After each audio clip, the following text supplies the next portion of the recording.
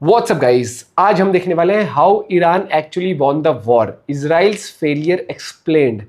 तो interesting video होने वाली है, टाइटल काफी इंटरेस्टिंग है, गौरव भाई की वीडियो है और उस वीडियो का लिंक है डिस्क्रिप्शन में। 1 2 3 गो। क्या ईरान एक्चुअली में जंग जीत गया? क्या अमेरिका ने इजराइल को धोखा देकर अपने फायदे के लिए ईरान को सपोर्ट कर लिया? देखकर कुछ ऐसा ही लगता है। 17 जून 2025 यूएस का सबसे खतरनाक डूम्सडे प्लेन उर्फ कयामत का विमान वॉशिंगटन डीसी ऑलरेडी पहुंच चुका है और इसके बाद से पूरे सोशल मीडिया में तहलका ही मच चुका है। एक जन ने तो यह कह दिया कि प्लेन दिखना कोई रूटीन बात नहीं है, बल्कि ये तभी दिखता है जब किसी देश पर एक बड़ा कहर बरसने वाला हो। Doomsday plane touched down at Joint Base Andrews last night. This singular event amid rising threat signals that the US is preparing for unimaginable contingencies. US का flying Pentagon, infamously known as doomsday plane, US का flying command centre है जो सिर्फ दो ही cases में Washington land करता है। एक या तो न्यूक्लियर वॉर या नंबर 2 नेशनल इमरजेंसी, और इसीलिए इसकी साइटिंग होना एक्सट्रीमली रेयर है, क्योंकि इतिहास में अमेरिका ने जब भी इस प्लेन को इस्तेमाल किया है किसी न किसी देश में सत्ता पलट हुई है। 2001 में जब डूम्सडे प्लेन ने वॉशिंगटन लैंड किया था, अफगानिस्तान को यूएस आर्मी ने इन्वेड कर लिया और रातों रात वहां की तालिबान सरकार तबाह हो गई। अगली बार जब यह प्लेन 2003 में देखा गया, तब इराक में यूएस ने इन्वेड करके सद्दाम हुसैन की सरकार को पलट दिया। United States and our allies have prevailed. Doomsday plane land होने से जस्ट पहले ही ट्रंप ने यह ओपनली कह दिया कि हमें सब पता है ईरान के सो कॉल्ड सुप्रीम लीडर कहां पर छुपे हैं। He is an easy target for us, और इसीलिए ईरान को जल्दी से जल्दी अनकंडीशनल सरेंडर कर देना चाहिए, वरना सबर का बांध टूट जाएगा।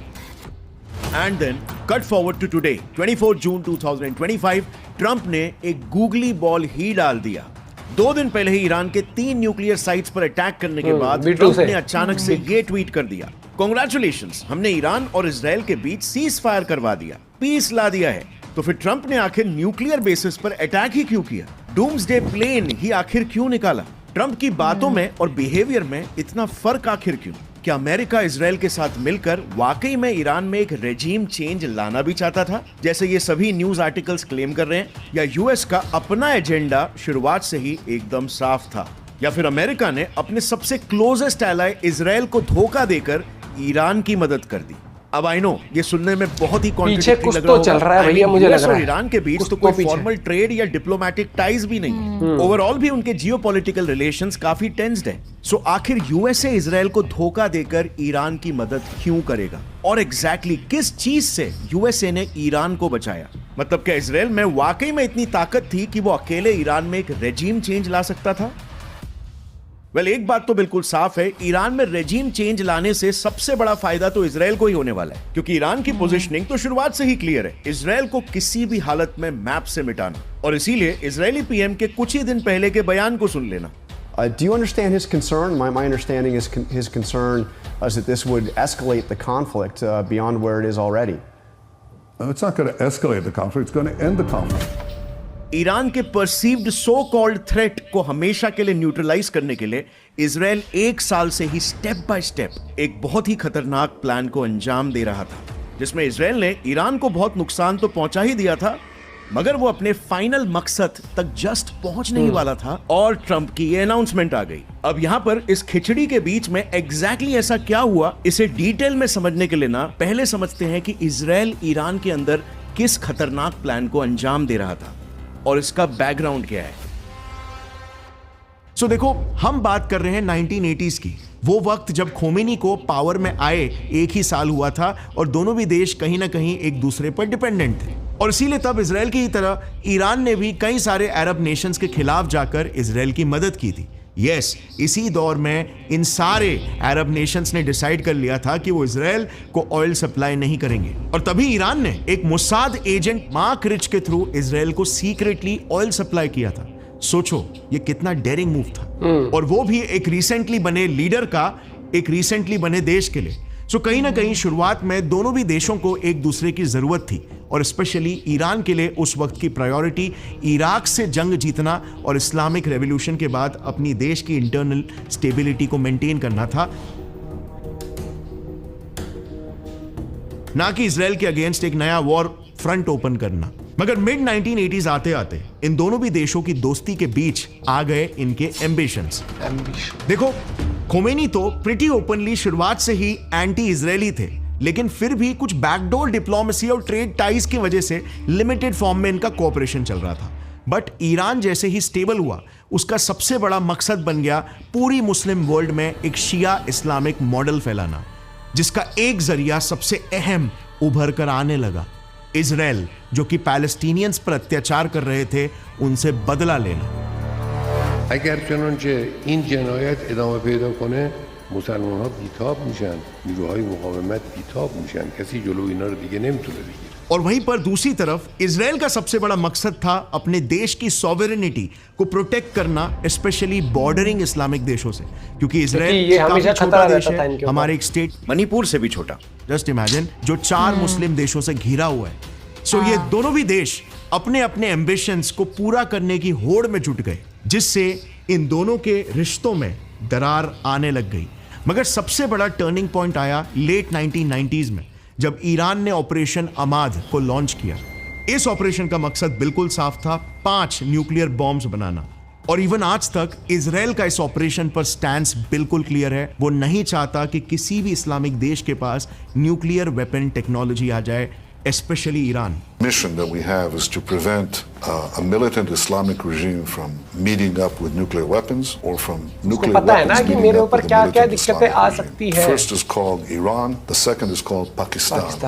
और इसीलिए 7 अक्टूबर 2023 के दिन जब हमास टेररिस्ट ने इजराइल के अंदर घुस के 250 लोगों को बंदी बना लिया, इजराइल पर हमला किया, उसी दिन इजराइल ने यह ठान लिया कि लॉन्ग स्टैंडिंग कॉन्फ्लिक्ट को खत्म करने का बस सिर्फ एक ही तरीका है, ईरान में एक रेजीम चेंज लाना। अच्छा, बाय द वे, मैं जो भी डिस्कस करूंगा उन सब के मैंने प्रॉपर लिंक्स नीचे रेफरेंसेस में डाल रखे हैं, ताकि आप खुद भी अगर अपने तरफ से रिसर्च करना चाहो तो कर सकते हो। मेरे दोनों channels get set fly science और गौरव ठाकुर के थ्रू मेरा मिशन है इंडियंस में एक साइंटिफिक माइंडसेट डेवलप करके इंडिया के रूट लेवल पर बदलाव लाना। अब इजराइल इसे एग्जैक्टली कैसे अंजाम दे रहा है वो समझने से पहले अगर हम इस इशू को इंडिया के पर्सपेक्टिव से देखें ना, तो आज के डेट में ईरान और इजराइल दोनों भी कंट्रीज इंडिया के काफी क्लोज एलाइज है। अब इजराइल का तो छोड़ो, सभी को पता ही है, लेकिन ईरान ने भी भारत को पिछले ही साल चाबहार पोर्ट लीज पर दे दिया था, जो आज के तारीख में पाकिस्तान और चाइना को काउंटर करने के लिए हमारा एक सबसे स्ट्रेटेजिक पॉइंट है। इसके अलावा एक मुस्लिम कंट्री होने के बाद भी कश्मीर इशू पर ईरान ने हमेशा एक न्यूट्रल स्टैंस ही मेंटेन किया है, और ईरान के साथ हमारे इंडियन मुस्लिम्स के सेंटिमेंट्स भी काफी जुड़े हुए हैं। और इसीलिए आप देखोगे अभी चल रहे वॉर में भी इंडिया एक बिल्कुल न्यूट्रल स्टैंस ही रख रहा है, और दोनों देशों को बेसिकली अपने इश्यूज को बायलैटरली, पीसफुली और डिप्लोमेटिकली सुलझाने के लिए कह रहा है। आफ्टर ऑल, जियोपॉलिटिक्स की दुनिया में no relationship is black and white. Decision सिर्फ और सिर्फ अपने देश के नेशनल इंटरेस्ट में ही लिए जाते हैं, जो ही इजराइल का जस्टिफिकेशन भी है ईरान पर ये सडन अटैक्स करने के पीछे। मगर ये कोई रैंडम अटैक्स बिल्कुल भी नहीं थे। जैसे मैंने कहा, इसकी प्लानिंग सालों से चलती आ रही थी। ये पिरामिड को देखना जरा, ये ईरान का पावर स्ट्रक्चर है, जिसकी सबसे इंपॉर्टेंट कड़ी है ईरान के political systems. The Islamic Republic of Iran में एक ऐसा यूनिक पॉलिटिकल सिस्टम है जहां पर डेमोक्रेसी भी है, मतलब वहां पर प्रेसिडेंट, पार्लियामेंट सब जनरल इलेक्शन से चुने जाते हैं, पर इसका कॉन्स्टिट्यूशन सारे वीटो पावर्स ईरान के सुप्रीम लीडर को देता है। यानी कि एज पर लॉ ईरान के हर चीज में उनका डिसीजन, सुप्रीम लीडर का डिसीजन फाइनल होता है। Right from media to judiciary, सब जगह पर उनका से ही फाइनल है। 1979 से लेकर आज तक ईरान में यह सुप्रीम लीडर की पोजीशन सिर्फ 2 ही लोगों ने होल्ड की है। इस पोजीशन को ईरान में आयतोल्ला कहा जाता है। So ayatollah is not a name but it's a position. Number 1 ayatollah Ruhollah Khomeini, और नंबर 2 अभी के present supreme leader Ali Khamenei. इनके बाद है पावर स्ट्रक्चर्स में अगला अहम हिस्सा, Islamic revolutionary guard corps, also known as IRGC। इन्हें ऐसा समझो कि ये सुप्रीम लीडर की पर्सनल आर्मी की तरह है, जो ईरान की रेगुलर आर्मी से बिल्कुल अलग है। इनफैक्ट IRGC के सोल्जर्स को नॉर्मल ईरानियन आर्म्ड फोर्सेस से डबल सैलरी मिलती है। इनका काम सिर्फ एक है, ईरानियन सुप्रीम लीडर के रेजीम को किसी भी हालत में प्रोटेक्ट करके रखना, चाहे नेशनली या फिर इंटरनेशनली, जैसे इरानियन रेजिम के लिए प्रो इरानियन स्टेट्स खड़े करके। अब इसी काम के लिए ना स्पेसिफिकली बनाई गई है इस पावर स्ट्रक्चर की सबसे तीखी नोक ईरान के प्रॉक्सी ऑर्गेनाइजेशंस, जैसे लेबनान में हिजबुल्लाह, पैलेस्टीन में हमास और येमेन में हाउतीज। इन्हें ईरान का एक्सेस ऑफ रेजिस्टेंस भी बोला जाता है, क्योंकि ये सारे rebel forces financed, trained and armed completely by IRGC है। ऐसे ऑर्गेनाइजेशंस को प्लांट करके IRGC 2 गोल्स हासिल करते हैं। एक, जैसे मैंने पहले बताया, पूरे रीजन में ईरान के पपेट स्टेट्स को प्लांट करते हैं, और दूसरा, ईरानियन सुप्रीम लीडर के खिलाफ अगर कोई भी स्टेट जाए तो उसके अगेंस्ट एक वॉर डिक्लेयर कर देते हैं, जिसका सबसे बड़ा एग्जाम्पल खुद इजराइल ही है। We've got this report from IRGC saying that one of the important command centers of Mossad have been targeted by the IRGC forces in the Israeli territories. So ये है ईरानियन पावर स्ट्रक्चर का पूरा pyramid, लेकिन इसकी सबसे major कड़ी अब भी बाकी है जो इस पूरे स्ट्रक्चर को अनडिफीटेबल बनाती है, जो है ईरानियन न्यूक्लियर प्रोग्राम। भाई कुछ नहीं पता यूरेनियम कहाँ है, क्या है, अभी तक कुछ पता नहीं लगा उस बारे में। इजराइल ये बात बिल्कुल अच्छे से जानता है कि अगर ईरान के हाथ में न्यूक्लियर वेपन्स लग गए तो इजराइल का अस्तित्व बिल्कुल खतरे में आ जाएगा। The two existential threats, the nuclear threat and the threat of 20,000 ballistic missiles that are equivalent to 2 nuclear bombs. और इसीलिए पास्ट में भी कई बार इजराइल ने ईरान के न्यूक्लियर साइंटिस्ट और साइट्स को चुन चुनकर डिस्ट्रॉय किया है। बट इस बार ना इजराइल का प्लान ये है कि इस पूरे पावर स्ट्रक्चर को जड़ से ही खत्म कर देना, ताकि ईरान के सुप्रीम लीडर अली खामेनी बिल्कुल पावरलेस हो जाए। बट इस प्लान को इजराइल अंजाम आखिर कैसे दे सकता है, क्योंकि this is extremely hard. Well, let's understand कि इजराइल किस दिशा में सोच रहा है।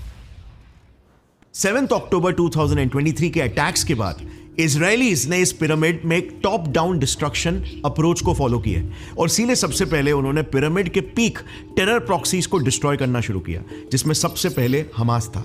यह है हमास की टॉप हायरार्की।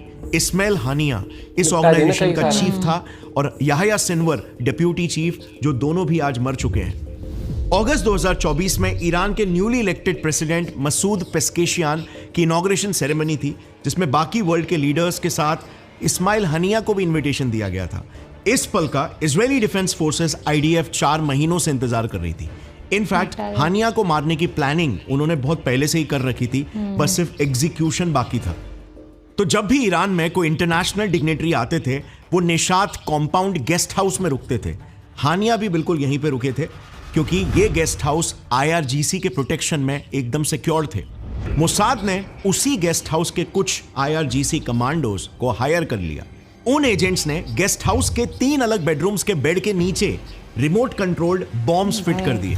फिर अगस्त में जैसे ही हानिया इस गेस्ट हाउस में रहने लगे, मोसाद ने सिर्फ रूम को कंफर्म किया और हानिया को नींद में ही असैसिनेट कर दिया। चलो भाई, हो गया तुम्हारा आज। और इस तरीके से हमास अचानक से एकदम लीडरलेस हो गया, और पूरे ऑर्गेनाइजेशन की जिम्मेदारी अब याह्या सिनवर के कंधों पर आ गई। सो अब जाहिर सी बात है, याह्या बन गया मोसाद का अगला निशाना। बट वियर्ड बात तो यह है कि अनलाइक हानिया, याह्या को मारने के लिए IDF ने कोई भी बड़ी प्लानिंग नहीं की, वो तो बस तुक्के से मर गया। यस, मिड अक्टूबर की ये बात है जब IDF के कुछ जवान राफा के एक एरिया तल अल सुल्तान में पेट्रोलिंग कर रहे थे, और तभी अचानक से उन्हें हमास के 3 मिलिटेंट्स दिख गए। क्रॉस फायरिंग शुरू हो गई, जिसमें 2 मारे भी गए, लेकिन एक बंदा नजदीक के एक घर में घुस गया। IDF ने तुरंत उस घर में एक बॉम्ब शेल दाग दिया, और बाद में जब उन्होंने एक ड्रोन भेजा चेक करने के लिए कि वो मिलिटेंट मरा कि नहीं, तब मालूम पड़ा कि वो कोई आम मिलिटेंट नहीं था, बल्कि हमास का नया चीफ याह्या सिनवर था। और इस असैसिनेशन का बाय द वे एक वीडियो तक अवेलेबल है, मैं नीचे डिस्क्रिप्शन में डाल दूंगा उसका लिंक, अगर आप उसे देखना चाहते हो तो। IDF फिर भी इस बात को कंफर्म करना चाहती थी, और इसीलिए उन्होंने उस डेड बॉडी से अंगूठा काटकर DNA टेस्ट के लिए भेजा। और फिर कंफर्मेशन के बाद IDF ने पूरी दुनिया के सामने डिक्लेयर किया कि हमास का टॉप लीडरशिप वापस से एक बार खत्म हो चुका है। और फिर इसके बाद इनके नीचे वाले सभी लीडर्स को भी IDF ने एक एक करके स्ट्राइक्स में मार डाला। ये पूरी लिस्ट है, जिसे भी मैं नीचे डिस्क्रिप्शन में डाल दूंगा। अब आप देखोगे ना, तो आज इवन हमास की ओवरसीज लीडरशिप भी पूरी तरीके से कोलैप्स हो चुकी है। सब लीडर्स मारे जा चुके हैं, अक्टूबर 2023 के पहले हमास में 30,000 फाइटर्स हुआ करते थे। अप्रैल 2024 तक आईडीएफ ने 13,000 को मार डाला, जो डेटा बेसिकली ये बताता है कि आज के तारीख में हमास काफी कमजोर हो चुका है और अब सिर्फ गाजा में ही उनके रेमनेंट्स बचे हुए हैं। मगर इजराइल यहां पर नहीं रुका। इसके बाद इजराइल का अगला टारगेट नॉर्थ की तरफ लेबनान में स्थित हिजबुल्लाह था। हसन नसरल्लाह इस पूरे ग्रुप का हेड और ये इस पूरे ग्रुप की तरीके से प्रिसाइजली इन्होंने प्लान करके थी, क्योंकि आप विश्वास नहीं करोगे मगर आईडीएफ ने एक ही अटैक में हिजबुल्लाह की पूरी लीडरशिप को ही खत्म कर दिया। 28 सितंबर 2024 लेबनान के हरेत रैक सिटी में हिजबुल्लाह चीफ हसन नसरल्लाह और हिजबुल्लाह की पूरी टॉप लीडरशिप एक मीटिंग के लिए मिली थी। और यह मीटिंग किसी आम बिल्डिंग में नहीं हो रही थी, बल्कि जमीन से 60 फीट नीचे एक बंकर में हो रही थी। 60 फीट नीचे मतलब जानते हो कितने नीचे? 6 फ्लोर्स की बिल्डिंग जितना नीचे। इतने नीचे तक इजराइल की पहुंच चली जाएगी, ये ईरान ने कभी शायद सोचा भी नहीं होगा। लेकिन मोसाद को इस मीटिंग का इंटेल मिल चुका था और जैसे ही सब इस मीटिंग के लिए मिले, आईएफ के फाइटर जेट ने एग्जैक्टली पिन पॉइंट लोकेशन पर एक बंकर बस्टर बॉम्ब फेंक दिया। Biggest blow came on Friday, killing Nasrallah and several other senior Hezbollah officials. The bunker was located over 60 feet underground. This included dozens of bunker buster bombs designed to penetrate deep into the fortified structures. अब normal bombs का कैसा होता है कि वो जमीन पर ही गिरते फट जाते हैं, लेकिन बंकर बस्टर जमीन पर गिरने के बाद एक ड्रिल करता है और फिर जमीन के नीचे जाकर फटता है, जिस वजह से सिर्फ इस एक बॉम्ब ने पूरी हिजबुल्लाह की टॉप लीडरशिप को एक ही झटके में खत्म कर दिया। इसके अलावा इस मीटिंग के बस 10 दिन पहले ही इजराइल ने पूरे लेबनान में एक सीरीज ऑफ पेजर ब्लास्ट भी किए थे। आपने सुना भी होगा, न्यूज में ये खबर बहुत वायरल हो रही थी कि पेजर अटैक्स हो रहे हैं। Devices meant for communication were turned into bombs, exploding in the hands of hundreds of people, many Hezbollah members. So 19 सितंबर 2024 के दिन हिजबुल्लाह ने कॉल टैपिंग से बचने के लिए पेजर यूज करना स्टार्ट कर दिया था। पेजर्स मतलब 90s में मोबाइल के जगह पर जो यूज होते थे ना, वो डिवाइस बहुत ही बेसिक से डिवाइस होते हैं जिस पे सिर्फ मैसेजेस सेंड होते हैं और इसीलिए इसकी लोकेशन और कम्युनिकेशन नॉन ट्रेसेबल होता है। अब कुछ न्यूज रिपोर्ट्स के हिसाब से हिजबुल्लाह ने ये पेजर्स अपने ग्रुप को बस सिर्फ कुछ 5 महीने पहले ही बांटे थे। किसी को नहीं पता था कैसे, लेकिन इजराइल ने 19 सितंबर के दोपहर को 3 बजे एक साथ पूरे लेबनान में पेजर ब्लास्ट कर दिए और एक ही साथ कई हजार लोग सिवियरली इंजर्ड हो गए। कहीं की मौत बहुत बड़ी खबर थी, कुछ सिविलियंस भी मौजूद थे और इस अटैक को ग्लोबली काफी क्रिटिसाइज भी किया, जो कि सही बात है क्योंकि इसमें काफी सारे सिविलियंस भी मौजूद थे जिनकी कोई गलती नहीं थी। सो ओवरऑल अक्टूबर 2023 से 2024 तक 4000 हिजबुल्लाह फाइटर्स मारे जा चुके हैं और इसीलिए ये ग्रुप भी ऑलमोस्ट आज की तारीख में कंप्लीटली न्यूट्रलाइज हो चुका है। फाइनली जो लास्ट प्रॉक्सी ग्रुप बचा था वो था इजराइल के साउथ यानी कि येमेन में मौजूद हाउथीज। अक्टूबर 7 अटैक्स के बाद हाउथीज कंटिन्यूअसली इजराइल पर मिसाइल स्ट्राइक्स कर रहे थे। An unprecedented scene in central Israel as a missile launched by the Houthis in Yemen hits Ben Gurion airport. लेकिन इनके लिए इजराइल ने एक अलग तरीका अपनाया। आईडीएफ ने इनके सप्लाईज ही काट दिए, जिससे अब ये इजराइल पर उतना एग्रेसिवली एयर स्ट्राइक्स कर ही नहीं पा रहे। इजरायली एयरफोर्स ने 2 मेजर एयर स्ट्राइक्स किए, एक 26 दिसंबर 2024 के दिन और दूसरा 5 मई 2025 के दिन।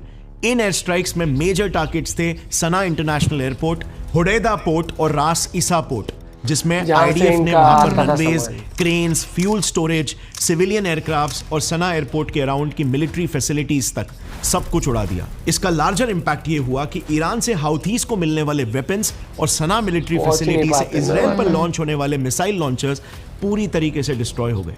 मतलब इजराइल पर होने वाले मिसाइल स्ट्राइक्स को आईडीएफ ने एक अच्छे खासे लेवल तक कम कर दिया है। और अभी बात करें लेटेस्ट न्यूज की, तो 15 जून 2025 को ही किए एयर स्ट्राइक में हाउथीज का चीफ मिलिट्री कमांडर भी मारा गया, जिससे हाउथीज भी अब लीडरलेस हो चुके हैं। So all in all power structure के इस पिलर को एक मैक्रो व्यू से अगर देखें तो इजराइल ने ईरानियन रेजीम के प्रॉक्सीज हमास, हाउथीज और हिजबुल्लाह, इन सब टेरर ग्रुप्स को खत्म कर दिया, एक तरीके से ईरानियन रेजीम को प्रोटेक्ट कर रहे थे। और ये इजराइल के लिए एक बड़ा स्ट्रेटेजिक एडवांटेज बन गया है, क्योंकि इससे ईरान की ओवरसीज ऑपरेशंस कंडक्ट करने की कैपेबिलिटीज अब पैरालाइज हो चुकी है। प्रॉक्सीज के बाद इजराइल ने ईरानियन रेजीम के दूसरे पिलर IRGC के लिए भी 14 जून 2025 को ही ऑपरेशन राइजिंग लायन लॉन्च किया। The Israeli Air Force has redefined what it means to achieve air dominance since the launch of Operation Rising Lion. ये एक ऐसा ऑपरेशन था जो हमें लगता है कि बस सिर्फ कुछ घंटों के लिए ही चला, लेकिन एक्चुअल में इसकी तैयारी महीनों से चल रही थी। ईटी की एक रिपोर्ट के हिसाब से मोसाद कमांडो यूनिट्स महीनों पहले ईरान के अंदर घुस चुके थे। वो लोग सबसे पहले ईरान में घुल मिल गए और फिर धीरे धीरे करके उन्होंने ईरान के अंदर कैमिकाजी ड्रोन्स और कॉम्पैक्ट मिसाइल ड्रोन्स स्मगल करना शुरू कर दिया, जिसके बाद यूनिट का अगला मिशन था एसेट डिप्लॉयमेंट। इसमें कमांडो यूनिट ने आम गाड़ियों के अंदर इन कॉम्पैक्ट मिसाइल ड्रोन्स को भरा और ईरान के मिसाइल डिफेंस सिस्टम्स के थोड़ी दूर जाकर उसे पार्क कर दिया। और दूसरे यूनिट ने तो तेहरान के अंदर ही एक सीक्रेट कैमिकाजी ड्रोन लॉन्च साइट ही बना लिया था। जस्ट इमेजिन, मोसाद ने अंदर घुसकर इतना एडवांसमेंट कर लिया, लेकिन ईरान को इसके बारे में कुछ खबर नहीं। फिर आया 14 जून का दिन। जैसे ही ऑपरेशन शुरू करने का ग्रीन सिग्नल मिला, ईरानियन मिसाइल सिस्टम्स के पास गाड़ियों में छुपाए गए अटैक ड्रोन्स और तेहरान में स्थित कैमिकाजी ड्रोन एक्टिवेट हो गए और उन्होंने सारा Iranian air defence system completely collapse कर दिया।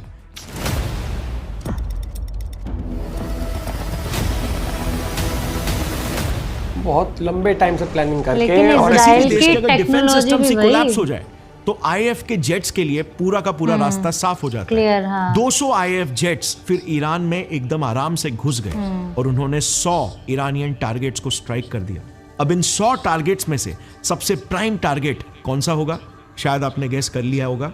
इजराइल ने बराबर IRGC के chief of staff Hussain Salami, IRGC के air force commander Amir Ali Hajizadeh और ईरानियन आर्म्ड फोर्सेस के chief of staff Mohammad Bagheri को प्रेसिजन स्ट्राइक्स करके खत्म कर दिया। एज ऑलवेज इजराइल का निशाना इतना सटीक था कि इस फोटो में आप देख सकते हो, जिस कमांडर के फ्लैट में अटैक हुआ उसके बाजू वाले फ्लैट की विंडो तक नहीं टूटी, वहां पर लाइट्स तक जल रही। एक दूसरे कमांडर के फ्लैट की साइड वाली रूम को तक कुछ नहीं हुआ। और ये वो लिस्ट है जिसमें IRGC के उन सारे टॉप मिलिट्री कमांडर्स और लीडर्स जिन्हें इजराइल ने चुन चुनकर अटैक किया था, वो अब नहीं रहे।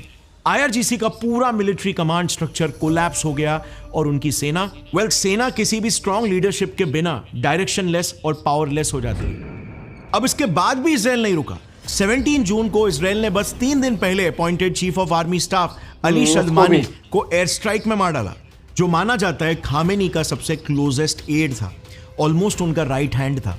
इजराइल बेसिकली एक क्लियर साइकोलॉजिकल मैसेज देना चाहता है कि हमास, हिजबुल्लाह या IRGC किसी भी एंटी इजराइल ऑर्गेनाइजेशन के टॉप सीट पर जो भी बैठेगा वो इजराइल के हिट लिस्ट में आ जाएगा। और दूसरी चीज, एक बात समझनी बहुत ज्यादा इंपॉर्टेंट है, ये जो भी लोग मारे गए ये सिर्फ किसी आर्मी या कोई ग्रुप के लीडर्स नहीं है, बल्कि ईरान के मिलिट्री एडवाइजर्स, उनके देश के टॉप मोस्ट ब्रिलियंट ब्रेन्स थे।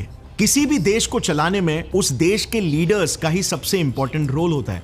इनके ही मदद से ईरान की ईरानियन रेजिम पिछले 45 सालों से जिंदा थी और इसीलिए इनका मरना सिर्फ IRGC के लिए नहीं, बल्कि डायरेक्ट ईरानियन रेजिम के लिए एक बहुत बड़ा सेटबैक है। इसके अलावा इसी ऑपरेशन राइजिंग लायन के तहत इजराइल ने दूसरा निशाना साधा ईरान की न्यूक्लियर फैसिलिटीज पर। इस मैप को आप देख सकते हो, ये जो ग्रीन डॉट्स है ना, वो ईरान के न्यूक्लियर फैसिलिटीज है और रेड डॉट्स है इजरायली अटैक्स। इजराइल ने मेजरली टारगेट किया नतान्स को, जो ईरान का सबसे प्रोमिनेंट यूरेनियम एनरिचमेंट प्लांट था, मतलब यहां पर बॉम्ब का फ्यूल बनता था। फिर अशफहान साइट को, जो ईरानियन बॉम्ब बनाने का रिसर्च सेंटर था। और बाकी आप मैप में देख सकते हो, ईरान के ऐसे और भी कई न्यूक्लियर एनरिचमेंट फैसिलिटीज तबाह हो चुके हैं। अब ईरान के कई न्यूक्लियर साइंटिस्ट भी मारे जा चुके हैं। ये एक पूरी लिस्ट है ईरान के टॉप न्यूक्लियर साइंटिस्ट और प्रोफेसर्स की, जिनमें सबसे प्रोमिनेंट नेम्स थे फेरेदून अब्बासी, जो कि एटॉमिक एनर्जी ऑर्गेनाइजेशन के फॉर्मर हेड थे, और ईरानियन न्यूक्लियर इंजीनियरिंग फैकल्टी के head Abdul Hamid Minouchehr. Again a very big setback, क्योंकि इतने सालों से ईरान इस पर काम कर रहा था, जिस पर इजराइल ने पानी फेर दिया और दोबारा से स्टार्ट करने में काफी समय लग जाएगा। लेकिन इस प्लान का अगला और सबसे अहम पड़ाव था ईरान के सुप्रीम लीडर अली खामेनी पर डायरेक्ट अटैक। पीएम नेतन्याहू का ये पब्लिक स्टेटमेंट भी देखना, और इजराइल का एज यू नो ये रेप्यूटेशन तो सालों से बना है कि इजराइल जो भी बोलता है वो एक्चुअली में वो कर रहा होता है, और यही चीज हमने उनके एक्शन में भी देखी। सो यस, हाई पॉसिबिलिटी थी कि इजराइल जल्द ही ईरान के सुप्रीम लीडर को भी टारगेट कर सकता था, और पीएम नेतन्याहू ने ऐसा ही कुछ स्लाइटली इंसिनुएट भी किया। The supreme leader of Iran, Ayatollah Khamenei, tweeted almost every day, "Death to Israel." The talks were merely a facade. So are you going to target the supreme leader? I'm not going to get into the details. As that this would escalate the conflict beyond where it is already. It's not going to escalate the conflict. It's going to end the conflict. अब जाहिर सी बात है, Israel attack करता तो Iranian supreme leader भी चुप नहीं बैठते। वो भी खतरनाक पलटवार करते, जैसे तेल अवीव के बिल्डिंग्स को डिस्ट्रॉय करके किया। मगर फिर भी ऑब्जेक्टिवली अगर इजराइल के इस प्लान की हिस्ट्री को देखें तो ईरानियन रेजिम को वाकई में कंसिडरेबल डैमेज हुआ। रेजिम के 3 इंपॉर्टेंट पिलर्स IRGC, प्रॉक्सीज और वेस्ट द्वारा क्लेम्ड ईरान के न्यूक्लियर फैसिलिटीज सीवियरली इफेक्ट हुए हैं। सो इजराइल की हिस्ट्री और उनके स्ट्रॉन्ग मोटिव को देखकर हाई चांसेस थे कि इजराइल वाकई में ईरान के सुप्रीम लीडर को अगला निशाना बना सकते थे। और ईरान के पलटवार करने पर पूरे मिडिल ईस्ट में बहुत तबाही मचती, कई मासूमों की जानें भी जाती, जिस मंसूबों में कोई भी इजराइल का साथ नहीं देना चाहता था, क्योंकि इजराइल के हाथों में कई मासूमों की जानों का खून ऑलरेडी लगा हुआ है। अब जरा इस पूरे मामले को ना एक बार यूएसए और ट्रंप के पर्सपेक्टिव से देखते हैं। मिडिल ईस्ट में बढ़ती इंस्टेबिलिटी, मासूमों की जाने जाना, हॉर्मुज स्ट्रेट पर अटैक्स की वजह से दूसरे कंट्रीज का इकोनॉमिक लॉस होना, ये क्लियरली साबित कर देगा कि ट्रंप इस बार भी रशिया यूक्रेन वॉर की तरह ईरान इजराइल वॉर को रोकने में भी फेल हो गया। और ट्रंप और रिपब्लिकन्स की पोजीशनिंग तो अमेरिका और दुनिया भर में शुरुआत से ही ऐसी रही है कि वो शांति के दूत है, दुनिया भर में शांति लाना चाहते हैं। और इसीलिए जैसे ही ट्रंप ने ईरान के सो कॉल्ड न्यूक्लियर बेसिस को टारगेट किया, और मैं सो कॉल्ड इसीलिए कह रहा हूं क्योंकि कोई रेडियो एक्टिव फॉलआउट की तो खबरें सुनने में ही नहीं आई। अब मैं ऐसा नहीं कह रहा हूं कि न्यूक्लियर वेपन्स थे या नहीं थे, बट इराक के टाइम पे तो हमने देख लिया था। बट इन अटैक्स के जरिए ट्रंप को 2 फायदे मिले। सबसे पहले तो ट्रंप ने अपने आप को इजराइल का प्रोटेक्टर दिखा भी दिया, और फिर number 2, so called nuclear weapons को डिस्ट्रॉय करके आगे होने वाले सो कॉल्ड इंस्टेबिलिटी से भी बचा लिया पूरे मिडिल ईस्ट को। और तीसरा और सबसे इंपॉर्टेंट फायदा मैं कुछ ही देर में बताता हूँ। बट इस अटैक को अंजाम देने के बाद देखना क्या ट्वीट्स वायरल होने लग गए। लोग ट्रंप को दोगला कहने लग गए। कुछ लोगों ने तो ट्रंप के ईरान अटैक्स को सीधा इलीगली बोल दिया, जो टैग्स किसी भी हालत में एक शांति के दूत को सूट नहीं करते। मगर साइड में पैरेलली ट्रंप कतर के पीएम शेख मोहम्मद बिन अब्दुल रहमान अल थानी को पुश कर रहे थे ईरान को मैटर सॉल्व करवाने के लिए नेगोशिएट करने को। मगर ईरान तो सुन ही नहीं रहा था, क्योंकि ईरान के ऊपर यूएसए का एज सच कोई लेवरेज ही नहीं था। दोनों देश के पहले से ही लिटरली जीरो ट्रेड रिलेशंस है, और इसीलिए अटैक्स करवा के अपना मिलिट्री मसल दिखाना तो सिर्फ ईरान को धमकाना था, ताकि ईरान तुरंत नेगोशिएशन टेबल पर आ सके। और फिर अंत में पूरा पीस मेकिंग का काम कतर के पीएम शेख मोहम्मद बिन अब्दुल रहमान अल थानी के करने के बाद ट्रंप साहब का ये ट्वीट आता है। अब ये हरकत थोड़ी जानी पहचानी नहीं लग रही? इंडिया पाकिस्तान वॉर में भी तो कुछ ऐसा ही हुआ था ना। सारी मेहनत कोई और करे और पूरा क्रेडिट सिर्फ ट्रंप ले जाए, और वो भी सबसे पहले। आई नो कॉर्पोरेट एम्प्लॉइज इससे काफी रिलेट कर पाएंगे। हम इनके ट्वीट को ध्यान से पढ़ना, और आपको ऐसे वर्डिंग्स मिलेंगे कि ट्रंप भाई साहब अपने कारनामों को इतिहास के पन्नों में खुद दर्ज करवा रहे हैं, सुनहरे अक्षरों में। आई मीन काफी प्राउडली इसे अपना अचीवमेंट बता रहे। और ये पाकिस्तान द्वारा उन्हें शांति का दूत अवार्ड करने के बाद। तो फिर क्या इसका मतलब ट्रंप ने इजराइल को धोखा दिया? वेल, नॉट रियली, क्योंकि यूएस का शुरुआत से स्टैंड क्या रहा है? इजराइल को सिर्फ प्रोटेक्ट करना, ना कि इजराइल के लिए आउट ऑफ द वे जाकर ईरान में रेजिम चेंज करवाना। यूएस का खुद का कोई बड़ा मोटिव नहीं है, जैसे 1900s में था, क्योंकि ईरानियन तेल से तो उस वक्त यूएस और यूके का इंडस्ट्रियल रेवोल्यूशन फ्यूल हो रहा था। अभी उल्टा ईरान को हाथ लगाना काइंड ऑफ लाइबिलिटी की तरह है, क्योंकि रशिया और चाइना भी कूद पड़ेंगे, जिससे वॉर की आग और जलेगी। और जब ट्रंप रिटायर होगा तो वो एक वॉर मॉन्गरिंग प्रेसिडेंट के थप्पे से रिटायर होगा। ट्रंप के ट्वीट्स ही देख लो यार, इन्हें लिटरली इतिहास के पन्नों में अमर होना है। ऑल्सो क्या लगता है, ट्रंप ने हिस्ट्री से कुछ नहीं सीखा होगा क्या? लिटरली ऐसा एक इन्वेजन नहीं है अमेरिका का जिसके जरिए अमेरिका ने किसी देश में पीस स्थापित किया हो। इराक का एग्जाम्पल ले लो, आईसिस बनवा दिया। अफगानिस्तान ले लो, तालिबान बना डाला। लिबिया ले लो, सिविल वॉर्स हो गए, आज तक रिकवर नहीं कर पाया। सीरिया का हाल तो आपको पता ही है। साउथ अमेरिका में सीआईए इन्वॉल्वमेंट ले लो, ड्रग माफिया एम्पायर ही खड़ा कर डाला। कभी भी यूएसए के सो कॉल्ड पीस लाने वाले इन्वेजन्स सक्सेसफुल नहीं रहे हैं, बल्कि पीस लाना तो छोड़ो, इन्होंने उन देशों के पीसेस ही कर दिए। मैंने एक डिटेल वीडियो भी बनाया है जो आप स्क्रीन पर देख रहे होगे, बाद में आई बटन दबाकर इसे देख सकते हो। बट यू नो व्हाट, अब सीज फायर तो हो चुका है, मगर क्या इंडिया पाकिस्तान मामले की तरह ईरान इजराइल मामला भी एक्चुअल में सॉल्व हुआ? क्या दोनों देश किसी एक्चुअल कंक्लूजन पर आकर पहुंचे? वेल, नहीं, ये सीज फायर बस एक टेम्पररी बैंडेड की तरह है, क्योंकि फंडामेंटल प्रॉब्लम्स तो सॉल्व हुए ही नहीं है, और शायद कभी हो भी नहीं पाएंगे। मगर फिर भी ट्रंप सारा क्रेडिट तो ले गए ना। जियोपॉलिटिक्स की दुनिया ने एक बार फिर से सभी को साफ दिखा दिया है कि चाहे असली सच्चाई के कई रूप और रंग हो, जैसे ईरान और इजराइल के नजरिए से सच्चाई, बट अंत में सबसे पावरफुल इंसान के मुंह से निकली सच्चाई ही इतिहास बनाती है। Truth has largely to do with power and not being righteous. अब देखना बस ये है कि ट्रम्प सर द्वारा लगाया ये टेम्पररी बैंडेड कितनी देर तक टिका रहता है। गौरव ठाकुर साइनिंग ऑफ। जय हिंद। जय हिंद। ये सही बोला, ये टेम्परेरी बैंडेड कब तक टिकता है। यहाँ पर देखो 30 मिनट की वीडियो थी, इसने आपको सिर्फ ये जो अभी 15 दिन 12 दिन में जो हरकतें हुई हैं उसके ऊपर नहीं, इसने आपको 2023-24 से ईरान ने किस तरीके से जैसे प्रॉक्सीज के थ्रू वो चीज़ करवाई थी, वहाँ पर किस तरीके से इजराइल ने प्लानिंग करी थी, वहाँ पर किस तरीके से वाला तो भाई बहुत मतलब उस टाइम की न्यूज़ ऐसी थी। मतलब कि आप ये देखो कि इस वीडियो में पहली बात तो hats off to the team, hats off to the channel, hats off to Gaurav भाई, कितनी रिसर्च हुई है और फिर किस तरीके से ऐसा लगा था मैं कोई नेटफ्लिक्स की डॉक्यूमेंट्री देख रहा हूँ। क्योंकि नेटफ्लिक्स की आप डॉक्यूमेंट्रीज देखोगे ना तो भाई बहुत गजब तरीके से आते हैं और इनकी वीडियोस भी हमेशा मतलब हर एक चीज़ रिसर्च के साथ और प्रेजेंट करने का तरीका बड़ा गजब होता है। प्लस यहाँ पे मैं बताऊँ कि अमेरिका बहुत चीज़ें सीख चुका है कि वॉर में ऑल आउट में अगर जाऊँगा नहीं, जैसे मुझे एक चीज़ दो चीज़ थोड़ी वो लगी। एक तो इन्होंने वहाँ पे उसके न्यूक्लियर साइट्स पे अटैक करने की बात बोली, ठीक है, पर वहाँ पे कुछ हुआ नहीं। जब इन्होंने मतलब समझ रहे हैं किसी कंट्री के लिए आउट ऑफ द वे जाके मतलब आधी बोला था ना, आधी दुनिया क्रॉस करके गए हैं जो जेट गए थे, ठीक है। फिर दूसरा वो वाला आया था कि जब इन्होंने उसके यूएस एयरबेस पे अटैक किया कि मुझे फोन करके पहले इन्फॉर्म कर दिया था फोन करके। तो ये क्या बस वो चल रहा था कि हम सामने से हेल्प कर देंगे, क्योंकि ना न्यूक्लियर वाले वो हुए और जब ईरान ने इनके बेस पे अटैक किया तो वहाँ पे भी कुछ ऐसा हुआ नहीं। भाई देखो एक चीज छोड़नी पड़ेगी सबसे पहले तो ईरान को कि हम मैप से मिटा देंगे, वो चीज़ छोड़ दो। और ईरान और इजराइल अगर टेबल पे बैठ के इनका पता नहीं वो चीज़ बहुत मुश्किल लग रही है मुझे, लेकिन अगर बैठ के बातें कर लेना, एक अंडरस्टैंडिंग ले आए। एक बात बताओ, ईरान क्या सोचता है इन्होंने इतना अत्याचार कर दिया, इन्होंने ये कर दिया वो कर दिया। इजराइल क्या सोचता है कि इन्होंने ये कर दिया, हम पर हमले करा दिया, हमें मिटा देंगे। सोचते तो हैं, सीज फायर तो फिर भी करते ही हैं, चाहे टेम्पररी करते हैं चाहे कितना करते हैं। जब ये इतने नौबत आ जाती है सीज फायर भी कर लेते हैं तो भाई वो टेबल बैठ के सीज फायर इसीलिए करते हैं ना कि ठीक है भाई तुम्हें इनको दिक्कत दोनों कंट्रीज को, तो एक बार बैठ के करो, लेट बायगॉन्स बी बायगॉन्स। अब से हम कोशिश करेंगे कि हमारे हालात बेहतर हो, ना हम कुछ करेंगे प्लानिंग तुम्हारे खिलाफ ना तुम करो।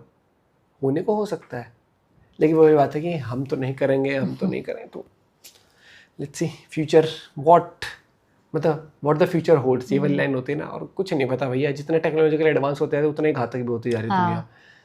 आने वाला वक्त पता नहीं अपनी स्टोर में क्या लेके बैठा हुआ है कि हम सुबह उठ के देखें भैया आज ये हो गया आज वो हो गया।